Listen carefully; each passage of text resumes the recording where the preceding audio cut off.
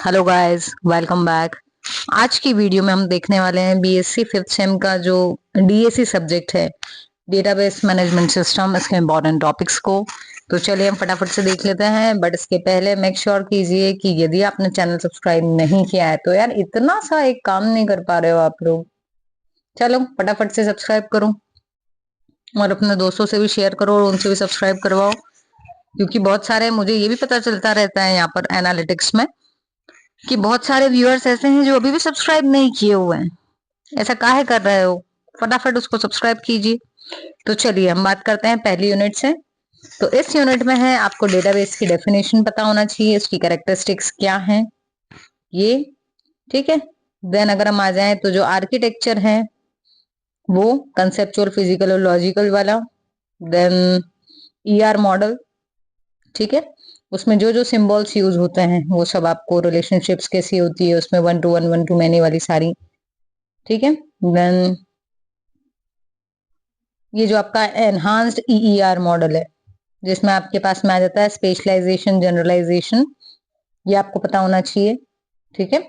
Second unit में यदि हम आ जाए तो यहाँ पर आपके लिए मोस्ट इंपॉर्टेंट है जितनी भी की हैं, कीज, सारी की, ठीक है। और नॉर्मलाइजेशन, एक टेबल लो, उसको सारे नॉर्मल फॉर्म्स में कन्वर्ट करके देखो, ठीक है। तो अगर ये आपने बना दिया नॉर्मलाइजेशन, क्योंकि क्रक्स है इस यूनिट में, देखो आदि जो है वो यूनिट नॉर्मलाइजेशन पर ही बेस्ड है।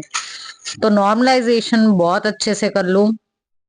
छोटी सी एक डेफिनेशन होती है, एक टेबल बना दी, उसको नॉर्मलाइज करके बता दिया, तो ये मैथ्स टाइप का हो जाता है पूरा फुल स्कोरिंग, नंबर कटने के चांस बहुत कम हो जाते हैं, ठीक है। तो इसको अच्छे से समझ लो यार, सिर्फ कंसंट्रेट करने की देर है, आप लोग आराम से कर सकते हो इसको। नॉर्मलाइजेशन आगे भी अगर आईटी में जाना है तो काम में आती है, चीजें पूछा जाता है कई बार इंटरव्यू में, ठीक है। तो अब हम आ जाते हैं फाइनली अपनी थर्ड यूनिट पर, जिसमें है आपके पास में रिलेशनल एल्जेब्रा।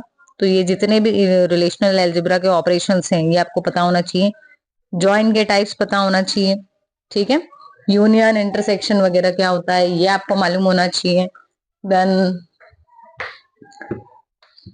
ये जो यूनिवर्सल क्वांटिफायर्स हैं ये क्या होते हैं, इनके स्टेटमेंट्स हो सकता है ऑब्जेक्टिव में आपसे पूछ लिए जाए, तो छोटा छोटा सा पर बट एक बार उसको पढ़ो जरूर कि क्या है इसमें, ठीक है। नेक्स्ट हम आ जाते हैं फोर्थ यूनिट पर। फोर्थ यूनिट जो है ये पूरी आपकी एसक्यूएल बेस्ड है, ठीक है। तो एसक्यूएल की जितनी भी चीजें थी, मतलब आपके जो बिल्ट इन फंक्शंस हैं ये आपको पता होना चाहिए, ग्रुप बाय और हैविंग क्लॉज, ठीक है। देन इंसर्ट, अपडेट, डिलीट, ये क्वेरीज आपको आना चाहिए, ठीक है।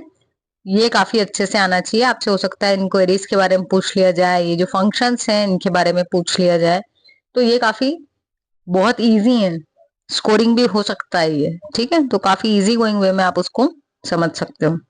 देन हमसे अगर हम फिफ्थ यूनिट की बात करें तो यहाँ पर आपके लिए जो मोस्ट इंपॉर्टेंट है that is physical storage media, ठीक है। तो इसमें आपकी मेमोरी वगैरह जो आपको पढ़ाई होगी क्लास में वो।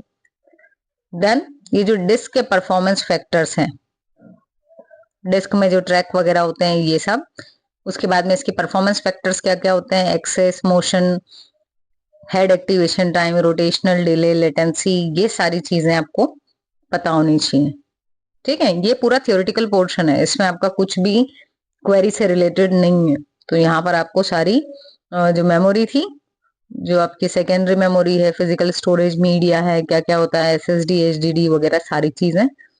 देन इनके परफॉर्मेंस फैक्टर्स,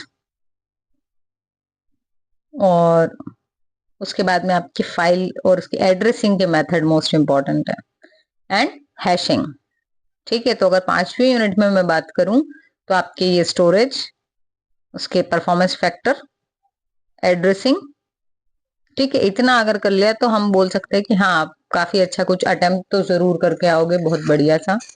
वैसे मैं ये कहूंगी कि सिलेक्टिव स्टडी नहीं करना चाहिए, पूरा सिलेबस पढ़ना चाहिए, ठीक है। तो all the best with your preparations. हमारी प्लेलिस्ट भी है डीबीएमएस पर, यदि आपको उससे भी हेल्प लेना हो तो आप वहां पर भी एक बार उसको देख सकते हैं कि वहां पर कौन कौन से वीडियोस हैं। इन केस यदि आपको कोई इंपॉर्टेंट लग रहा है इनमें से टॉपिक जो वहां पर नहीं है, तो आप उसके लिए हमें इन्फॉर्म भी कर सकते हैं, बाय योर कमेंट्स, मेल्स। ठीक है, तो we are always there for you. मिलते हैं अपने नेक्स्ट वीडियो में। Thank you so much for watching.